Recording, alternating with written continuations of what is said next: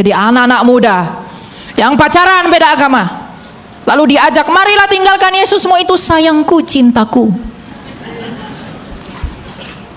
Kalau kamu bersama dengan abang, kamu pasti makan enak-enak. Kamu pasti mendapatkan yang luar biasa. Tapi, maukah engkau bersama-sama dengan aku, tapi meninggalkan Yesusmu itu? Dan malangnya jawabannya, enggak apa-apa bang. Yang penting kita berbuat baik bang. Yang penting kita hormati orang tua. Kalau malaikat itu punya daging, kau ditampol. Tak selalu Tuhan menjawab doa, namun Dia beri yang terbaik di waktu yang tepat. Shalom. Shalom. Masih kalah dengan yang tadi siang. Shalom. Masih kalah juga. Shalom. Oke. Shalom juga ya. Hari ini adalah sesi yang ketiga, sekaligus adalah sesi perpisahan terakhir. Saya di KSJS Surabaya sebelum saya meninggalkan Surabaya dan kembali ke tempat saya. Saya berterima kasih kepada Allah Tritunggal yang Maha Kudus karena perkenanannya kita dapat bertemu. Saya berterima kasih kepada Bapak Gembala dan Ibu Gembala KSJS Surabaya. Saya berterima kasih kepada Pak Ben yang menemani saya. Saya berterima kasih juga dengan semua pelayan Perjamuan Kudus. Terima kasih para pemusik, semua worship leader dan sebagainya. Dan terima kasih buat Ibu Lydia dan Ibu Fah yang special thanks untuk menemani saya. Dan terima kasih buat semua jemaat yang hadir, berkat doa Anda semua kita dapat bertemu hari ini. Ya, kita akan belajar firman Tuhan sebagai bentuk seri yang ketiga dari apa yang telah saya bawakan. Tadi pagi kita telah belajar bahwa bagaimana manusia di hadapan keagungan Allah. Yang kedua kita telah belajar yang berharga itu hanyalah Injil. Dan yang ketiga kita akan belajar panggilan untuk menderita. Silakan, ya. Panggilan untuk menderita saya ambil dari 2 Timotius 2 ayat 3 dan 4. Jadilah prajurit Kristus, coba judulnya, jadilah prajurit yang berjuang akan panggilan Yesus Kristus yang telah bangkit dan untuk Injilnya yang kudus. Kita baca ayatnya. Ikutlah menderita sebagai seorang prajurit yang baik dari Kristus Yesus. Seorang prajurit yang sedang berjuang tidak memusingkan dirinya dengan soal-soal penghidupannya, supaya dengan demikian ia berkenan kepada komandannya. Ini adalah puncak dari pemberitaan saya, Bapak Ibu, selama saya melayani 3 sesi di tempat ini. Apa yang mau saya ajarkan, apa yang mau saya bawakan dari tema ini? Kita telah belajar bagaimana kita di hadapan keagungan Allah. Kita telah belajar bahwa satu-satunya yang berharga itu hanyalah Injil Kristus. Maka sekarang kita belajar bagaimana penderitaan Kristus dan panggilan untuk itu. Maka siapkanlah hatimu, siapkanlah pikiranmu untuk menyambut dan juga melihat tentang misteri ilahi, berita penderitaan, berita Injil yang menggetarkan langit dan bumi. Musa telah bertemu Allah dan Tuhan berkata, tanggalkanlah kasutmu itu karena tempat yang kau datangi itu kudus. Maka sekarang terlebih-lebih lagi kita sedang berhadapan dengan penderitaan Kristus di atas kayu salib, di mana penderitaannya adalah api yang menghanguskan dosa, api yang menanggung penderitaan, dan api yang olehnya pintu kekekalan dibuka buat kamu. Karena Kristus telah menderita, Rasul Petrus mengatakan, bukankah ia teladan? Kalau ia sendiri telah menderita, maka kamu pun harus mengikut dan mengambil bagian di dalam penderitaan itu, supaya engkau berkenan bagi Dia yang adalah komandanmu. Maka sekarang saya mengajak semua yang mendengarkan untuk ikut menderita. Menderita di dalam apa? Di dalam Injil. Ada 3 hal yang mau saya sampaikan tentang penderitaan di dalam Kristus. Yang pertama, penderitaan itu adalah awal kita dimuliakan. Yang kedua, penderitaan itu adalah pemurnian jiwa kita. Dan yang ketiga, penderitaan itu adalah jalan yang kudus. Bukankah Kristus dengan jalan menderita telah mati di dalam penderitaannya agar engkau dan saya memperoleh keselamatan? Lihatlah Adam dan Hawa. Lihatlah kepada Yusuf, ia harus menderita, dijual sebelum ia dimuliakan. Lihatlah kepada Musa, ia harus menderita di padang gurun sebelum ia melihat tanah Kanaan. Lihatlah kepada Habel yang menderita dan dibunuh demi kebenaran oleh Kain. Dan lihatlah para nabi bangsa Israel yang telah mati dan menderita oleh karena kebenaran. Karena kebenaran itu tidak kompromi dengan apapun. Kebenaran Injil Tuhan itu menyinggung semua orang. Kalau Injil itu tidak menyinggung, itu bukan Injil.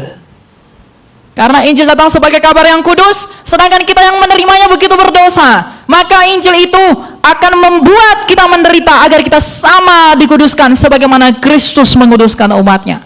Ketika engkau mau menghasilkan emas yang murni, maka emas itu harus dibakar dengan api. Maka Injil Tuhan, mengikut Tuhan, engkau harus menderita untuk mendapat hati yang murni. Kalau tadinya penderitaan itu adalah kutuk dari dosa, maka sekarang kita temukan sesuatu yang baru sebagai bentuk pembaruan dari penderitaan itu, bahwa di dalam Kristus penderitaan adalah jalan kita untuk memperoleh keselamatan itu dengan penuh. Karena kalau Kristus saja telah menderita bagimu dan dia adalah teladan bagimu, lalu mengapa engkau tidak mau menderita? Kalau dia saja yang adalah Tuhan menderita, mengapa kamu yang mengikuti dan lebih rendah dari Tuhan itu tidak mau menderita? Bukankah hamba tidak pernah lebih tinggi dari tuannya? Saya tahu bahwa kita semua di sini punya penderitaan. Kita semua di sini punya masalah. Kita di sini semua punya pencobaan. Tetapi dengan jalan itu Rasul Paulus berkata bahwa di dalam pencobaan-pencobaan yang ada padamu itu hanyalah pencobaan-pencobaan biasa, yang dengan demikian Allah mengizinkan pencobaan itu. Ia memiliki maksud yang kudus agar di dalam pencobaanmu itu ia memurnikan imanmu. Sama seperti Ayub, iblis mencobai ia, tapi pada saat yang sama Allah menguji Ayub. Dan ketika Ayub diuji imannya, ketika ia diuji begitu berat dan ia tetap memilih beriman, upahnya adalah kemuliaan yang ia peroleh. Ayub, gambaran penderitaan Ayub dan pemulihan Ayub adalah gambaran tentang penderitaan orang Kristen yang akan mendapatkan kemuliaan. Rasul Paulus dalam suratnya kepada jemaat di Roma berkata, penderitaan kita di dalam Kristus itu tidak sebanding dengan kemuliaan yang akan kita peroleh ketika ia datang sebagai Raja. Jadi kalau ada orang yang mau menjadi Kristen tapi ia tidak mau menderita, Kristus berkata, ikutlah aku dan pikulah salibmu. Bagaimana caranya saya memikul salib? Menyalibkan egomu, menyalibkan dosa-dosamu, keluar dari hawa nafsumu yang membinasakan. Sebab engkau telah menerima misteri di dalam perjamuan kudus. Tubuh dan darahnya adalah api yang menghanguskan. Kalau tubuh dan darahnya telah tercurah di kayu salib 2000 tahun lalu, dan engkau telah menerima itu dalam mistika perjamuan ilahi, maka seharusnya kita yang menerima tubuh dan darah Kristus juga harus menanggung dan ikut menderita dan menghasilkan hidup yang kudus. Penderitaan kita adalah meninggalkan kedagingan kita. Penderitaan di sini bukan berarti kamu tidak perlu cari uang lalu kamu tidak makan, kamu tahan lapar, bukan. Tapi penderitaan di sini adalah bagaimana kita setiap hari berusaha untuk melawan apa yang daging kita ingini, sehingga kita semakin lama semakin sempurna dengan Kristus. Orang kudus adalah orang yang mau dikuduskan. Orang fasik adalah orang yang menolak pengudusan. Maka untuk menjadi murni, kita harus dibakar dengan api. Untuk memiliki iman yang murni, kita harus dibakar dengan penderitaan. Mengikut Yesus bukan tentang kesenangan yang kamu peroleh. Setiap ada orang yang datang kepada saya mau percaya Yesus, saya selalu bilang, ikut Yesus tidak enak. Kamu jangan berpikir ikut Yesus kamu bisa dapat segala sesuatu. Ikut Yesus engkau harus menyalibkan dirimu. Engkau tidak peduli apa yang dikatakan Rasul Paulus tadi. tentang penghidupanmu. Karena kamu punya iman, di mana imanmu itu akan menyelamatkan kamu. Menjadi orang Kristen adalah panggilan untuk menderita. Menjadi orang Kristen adalah panggilan untuk dimurnikan di dalam api. Untuk menjadi Kristen adalah panggilan untuk dimurnikan. Jiwamu yang sakit oleh karena dosa, itu dimurnikan di dalam salibnya Kristus. Jadi renungkanlah hal itu, bahwa mengikut Yesus bukan sesuatu yang menyenangkan dagingmu, tapi itu menyenangkan jiwamu. Itu tidak memberi kesegaran bagi dagingmu sebelum pemulihan itu terjadi pada hari kebangkitan, karena sekarang kita masih fana. Tapi pada hari kebangkitan, ketika kita dinyatakan, seperti perkata Rasul Paulus, kita akan dimuliakan, sehingga penderitaan yang kita peroleh ini tidak ada apa-apanya.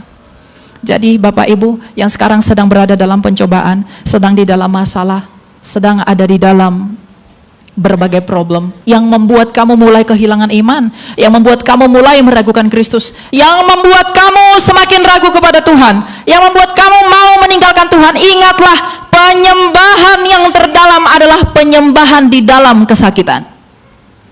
Ketika engkau menyembah Allah di dalam sukacitamu itu hal biasa, tapi ketika engkau menyembah Dia dan sambil dan pada saat yang sama engkau menderita, begitulah penyembahan yang sejati. Karena sebagaimana Kristus sendiri, Ia berseru kepada Bapanya di dalam kesakitan.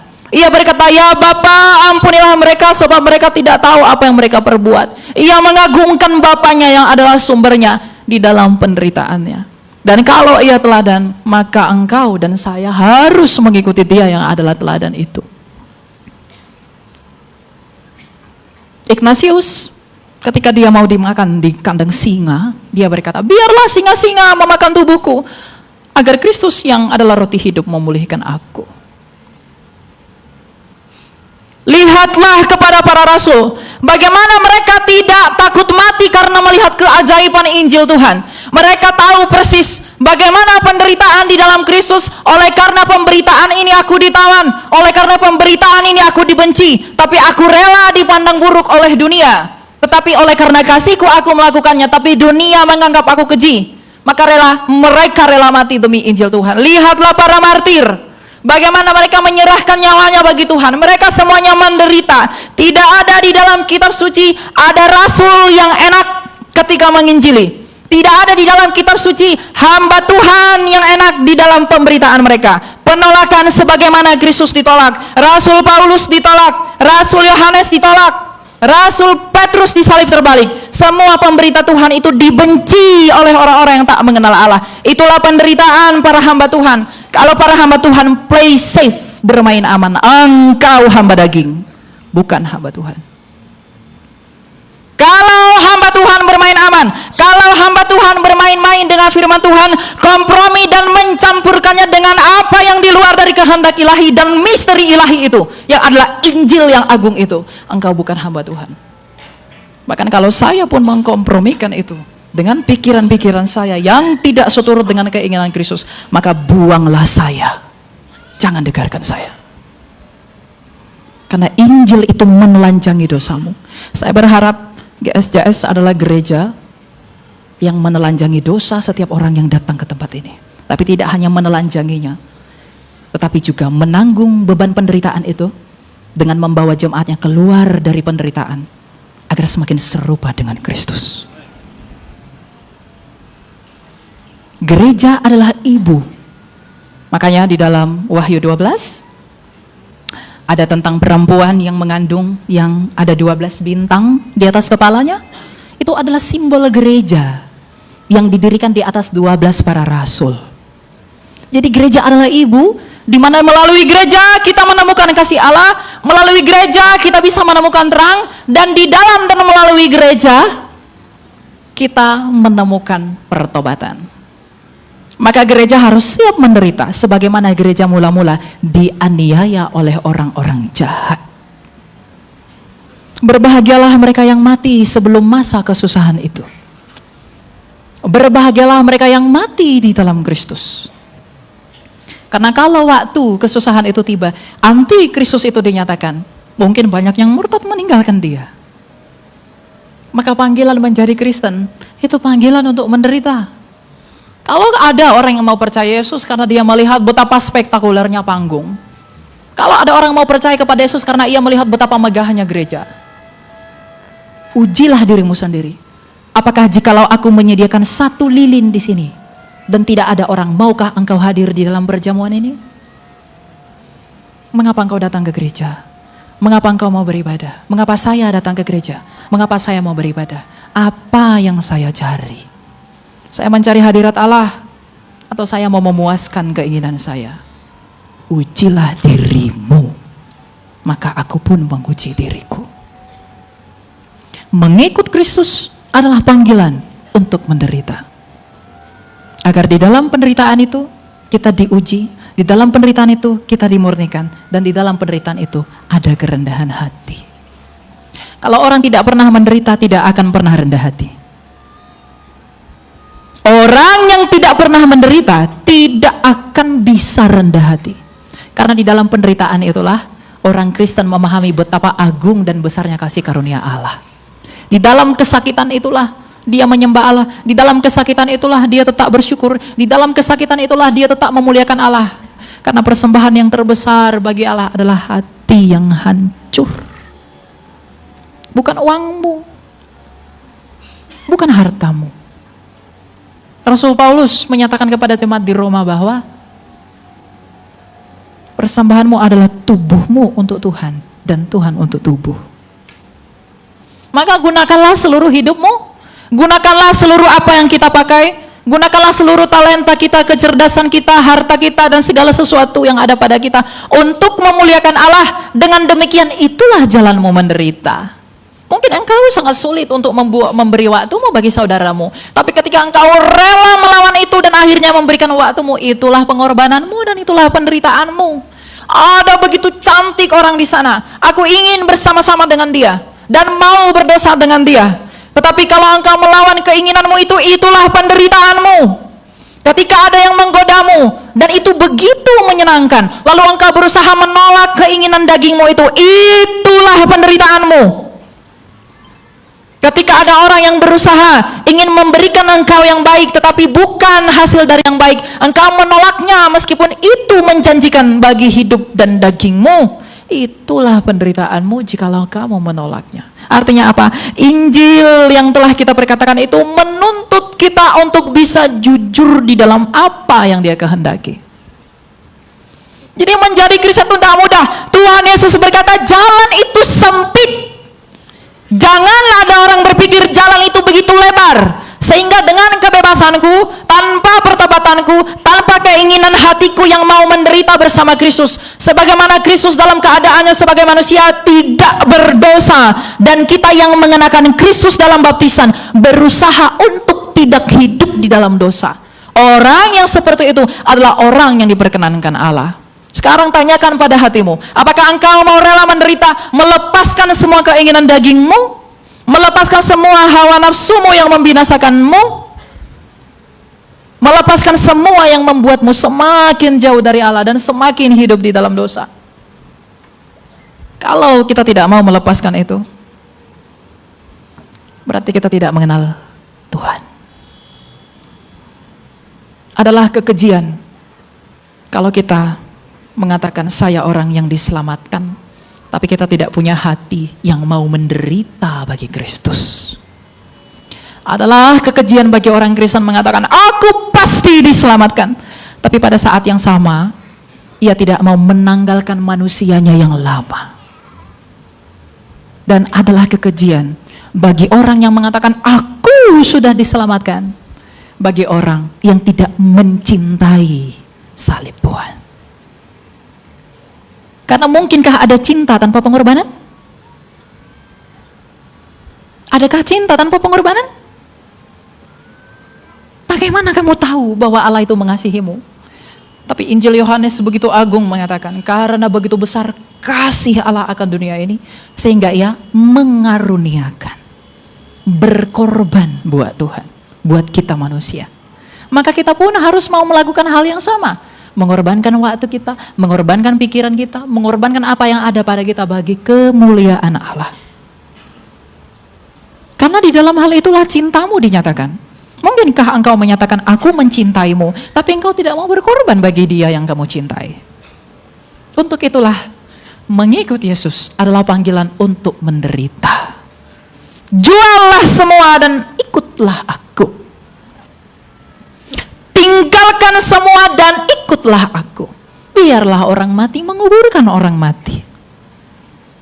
Ini sulit kita terima, tapi itulah kebenarannya.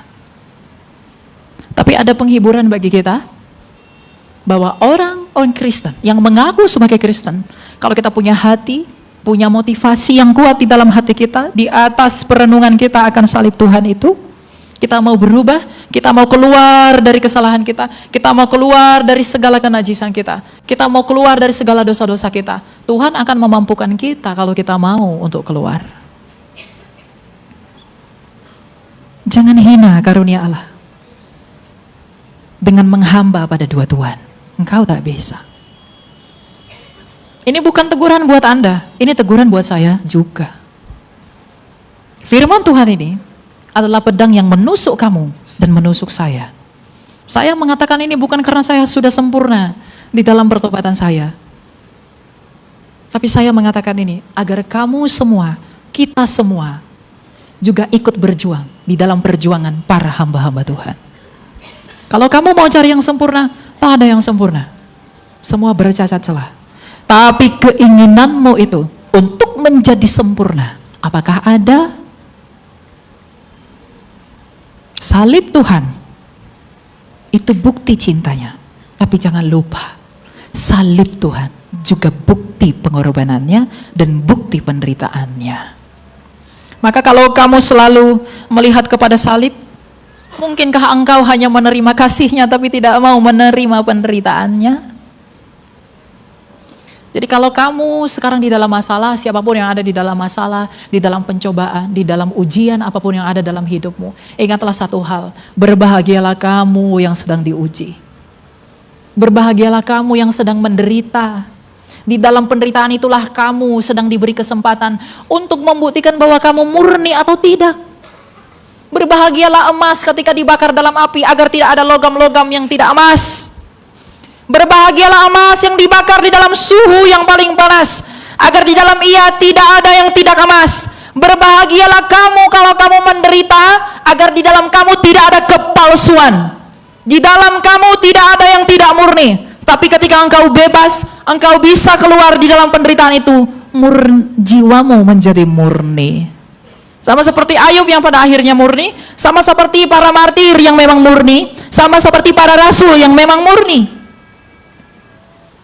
Ada orang yang berusaha ingin menginjili, menyampaikan berita Injil, tapi ia sendiri takut mati.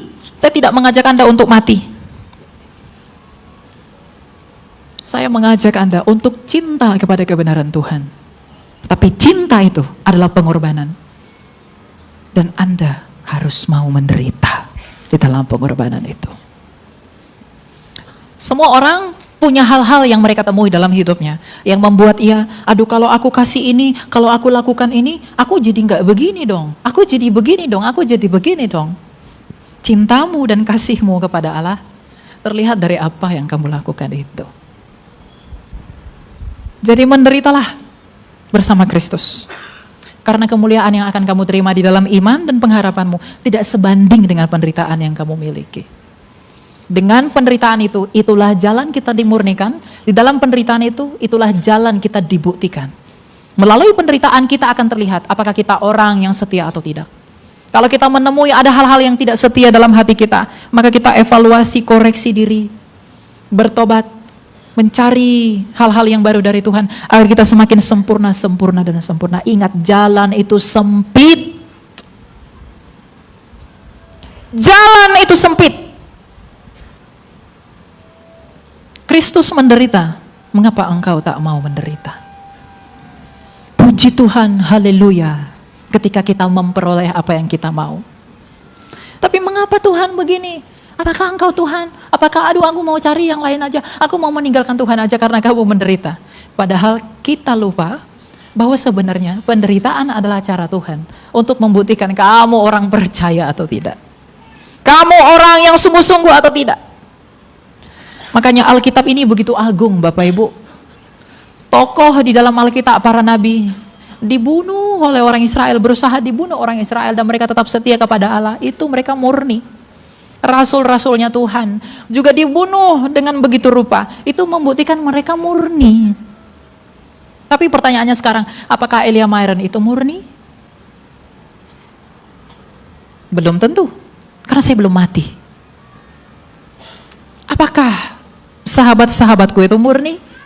Kalau kita di dalam ujian diri kita sendiri menemui bahwa kita belum murni, maka Injil Tuhan memanggil kita untuk murni. Melalui apa? Kerendahan hati. Dan bagaimana kita memperoleh kerendahan hati itu? Penderitaan. Tuhan Yesus dengan agung berkata, berbahagialah orang yang dianiaya oleh karena namaku, karena merekalah yang punya kerajaan. Saya tidak mengajak Anda untuk menjadi radikal dalam pengertian berdosa ketika berjalan bersama Tuhan. Tapi pikirkanlah bahwa ketika aku melihat kepada salib, ketika aku percaya kepada Tuhan, ketika aku semakin mencintainya, aku tidak berharap apapun selain jiwaku yang murni. Makanya doa kita adalah doa yang meminta kepada Tuhan, Tuhan berikanlah aku air mata yang memurnikan jiwaku. Penderitaanmu itu membuat kamu semakin murni. Penderitaanmu itu membuat kamu semakin tulus.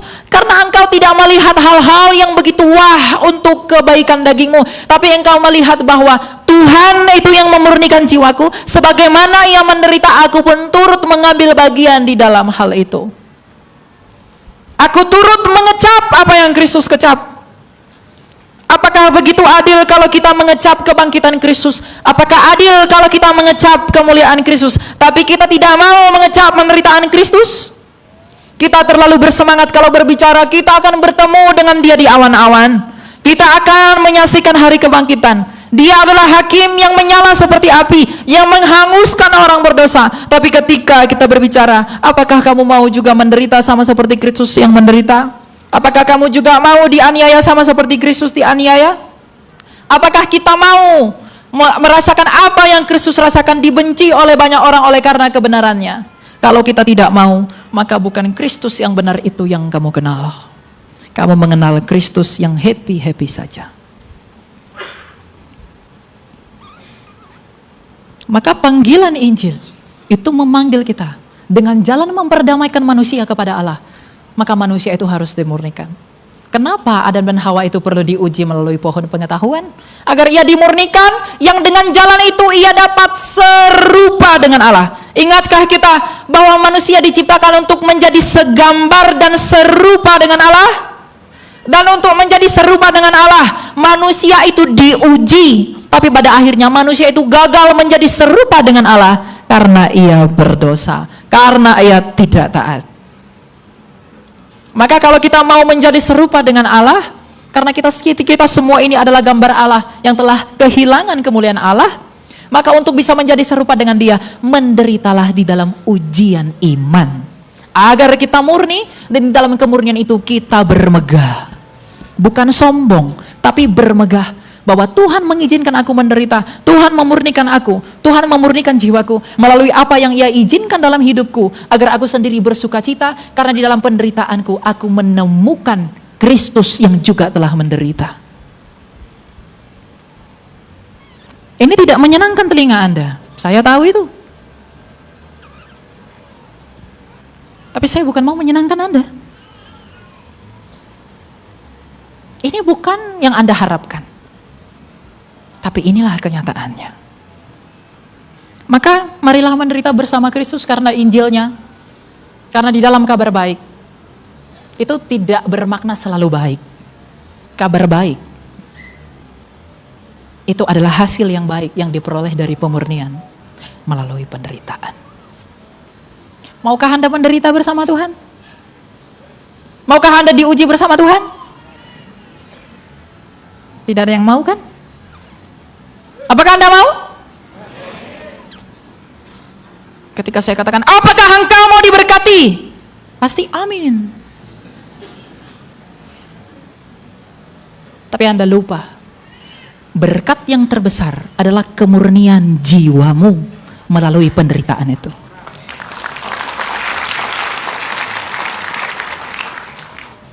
Adakah berkat yang terbesar daripada pengampunan dosa? Ada? Tidak ada. Berkat yang terbesar adalah pengampunan dosa. Dan agar kita memperoleh pengampunan dosa memang bukan oleh karena diri kita sendiri kita memperoleh pengampunan itu, tapi cuma-cuma karena kebenaran Allah. Tetapi untuk menerima itu, untuk bisa menjadi serupa dengan berita itu, kita harus mau dimurnikan agar bisa menyambut hal itu. Karena kita ini kotor. Elia Myron ini kotor, najis. Sama seperti Yesaya mengatakan, mulutku penuh najis. Kalau Yesaya saja mengatakan itu, maka saya pun mengatakan saya begitu najis. Maka kita perlu dimurnikan, kita perlu hati kita benar-benar pure untuk menyambut Tuhan. Apakah kita benar-benar mau mengikuti Dia? Kalau mungkin ada orang yang mau bertuhan, mereka disejajarkan di depan ini kemegahan, diberikan kejayaan, diberikan kehormatan, lalu ikutlah Tuhan agar engkau memperoleh semua ini. Mungkin banyak yang akan maju, tapi ketika engkau diperhadapkan pada salib, maukah engkau mengikut dengan memikul salib itu? Adakah yang mau maju untuk mendapatkannya? Adakah yang mau maju untuk memperolehnya? Ini memang pahit, tapi beginilah mengikut Kristus itu. Inilah yang membuat mengikut Yesus berbeda dengan mengikut berhala-berhala. Ketika engkau menyembah dewa-dewa Tionghoa, ketika engkau menyembah dewa-dewa orang Arab, ketika engkau menyembah dewa-dewa orang Mesir, ketika engkau menyembah dewa-dewa orang Yunani, mereka tawarkan semua yang hebat-hebat. Mereka tawarkan yang memuaskan keinginan daging. Tapi Kristus berkata, tanggalkanlah dagingmu itu, pikulah salibmu, berjalanlah bersamaku. Makanya Dia berkata, jalan itu sempit. Apa yang membuat itu sempit? Tidak semua orang bisa berhasil melaluinya dengan setia di dalam penderitaan itu. Sedikit-sedikit di dalam penderitaannya dia menghina Allah. Sedikit-sedikit di dalam penderitaannya dia mengecilkan Allah, seakan-akan dia bukan orang percaya kepada Allah. Apakah imanmu tergantung dari apa yang kamu peroleh? Kalau imanmu tergantung dari apa yang kita peroleh, kita bukan orang percaya. Karena apakah yang diperoleh Petrus? Apakah yang diperoleh Andreas? Apakah yang diperoleh oleh Paulus? Apakah yang diperoleh oleh Ignatius? Apakah mereka mendapatkan rupa-rupa duniawi, permata-permata yang begitu indah? Tidak. Tapi mereka mendapatkan kemurnian jiwa, sehingga salah satu dari mereka mampu berkata, pangganglah aku di sebelah sini, karena aku sudah siap menemui Tuhanku. Salibkanlah aku, karena dengan jalan itu aku menemui Tuhanku. Karena kematian bagi orang Kristen bukanlah duka cita. Kematian bagi Kristen adalah sukacita menyambut Firdaus yang agung itu. Jadi berkat terbesar adalah kemurnian jiwa. Apakah semua orang mau diberkati? Apakah semua orang mau diberkati? Apakah semua orang mau menderita? Kok agak beda ya? Saurnya beda gitu. Ya, ingat Bapak Ibu, berkat yang terbesar itu adalah pengampunan dosa, tapi berkat yang tidak kalah besar adalah kemurnian jiwa. Kita mengikuti Tuhan kita itu karena apa? Dan untuk mendapatkan kemurnian jiwa, kita harus melewati berbagai penderitaan untuk mengikuti Dia. Dan yang menemani kamu di dalam penderitaan itu adalah harapanmu di dalam iman kepada Kristus. Makanya sabdanya ketika Dia mau terangkat ke surga, Ia berkata, aku senantiasa menyertai engkau sampai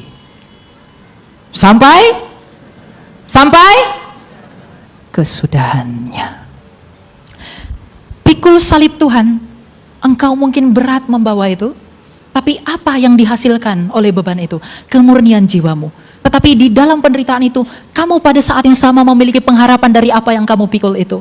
Sehingga ketika engkau sampai ke garis finishnya, engkau sampai pada akhir dari pertandingan itu, kita memperoleh kemuliaan, kita memperoleh pemurnian, kita memperoleh kemenangan.